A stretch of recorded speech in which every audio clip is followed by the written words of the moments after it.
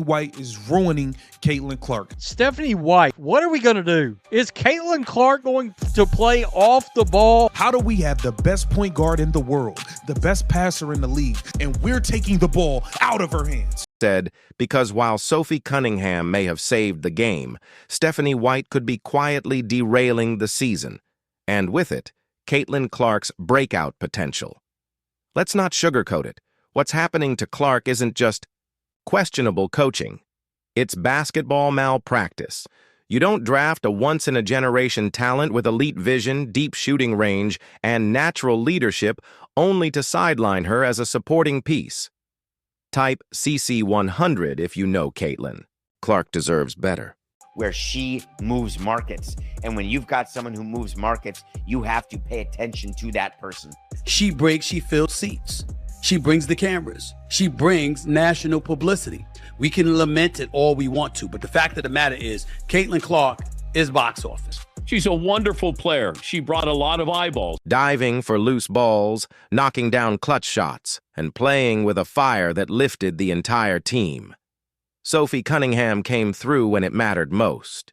She was the unexpected game changer, the spark the coaching staff hadn't counted on but clearly needed. Now the real question is, how long can the Indiana Fever continue to misuse their franchise star before the damage becomes permanent? Sophie Cunningham is absolutely going to be a spark plug for this team. Just when it felt like another disappointing night for Clark and Fever fans, one player refused to back down.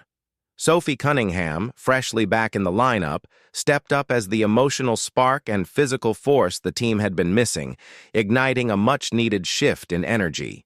But it all depends on who you're going to be facing. You have to utilize the best player on the team. You don't see Steph Curry off the ball much. You don't see Steph Curry sitting in the corner like a duckling, bro, waiting on he's to get the ball in his hand, and he does what he does. Fans came expecting fireworks, but instead they're watching the sparks fade. While other rookies are being handed the reins to lead their teams, Clark is being misused as a decoy, running off screens, parked in the corner, and setting picks, rather than driving the offense as its centerpiece.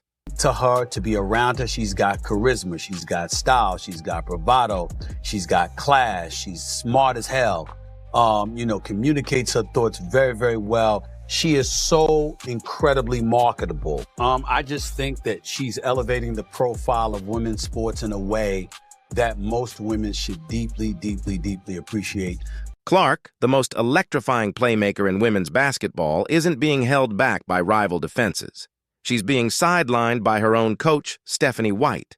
It was like 8 straight possessions where somebody else brought the ball up the floor, not named Caitlin Clark. We not even getting her the ball after rebounds to push. The best transition player in the league, the best passer in the full court, fast-paced game. We got Lexi Hall bringing the ball up. We got Natasha Howard bringing the ball up. What are we doing? What are we doing? Stephanie White, man, you got to create a pecking order. It didn't matter who got the rebound. It don't matter who get the rebound. When you get the rebound, you get a ball to Caitlin Clark and you let her push it. Caitlin Clark isn't just another rookie. She's a generational talent, a once-in-a-decade basketball prodigy who has transformed the spotlight on the WNBA almost overnight.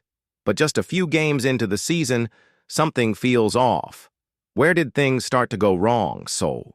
Yeah, I think any rookie coming into this league, you all kind of experience the same thing. You're moving to a new city, you're meeting new people, have new teammates, have new coaches. You're trying to figure out how the WNBA works. So I think it's all just really new. Like, you're starting to just a very new chapter of your life and you're trying to get your feet under you. So I don't know. I think going into year 2, that's kind of the biggest thing for me is just I feel like I have experience in this league. I know what to expect. I know how training camp works, even though we have a new coach and I have a lot of new teammates. Like, just having that experience of how things operate, I think, has provided me with a lot of confidence. But that's exactly what we're seeing.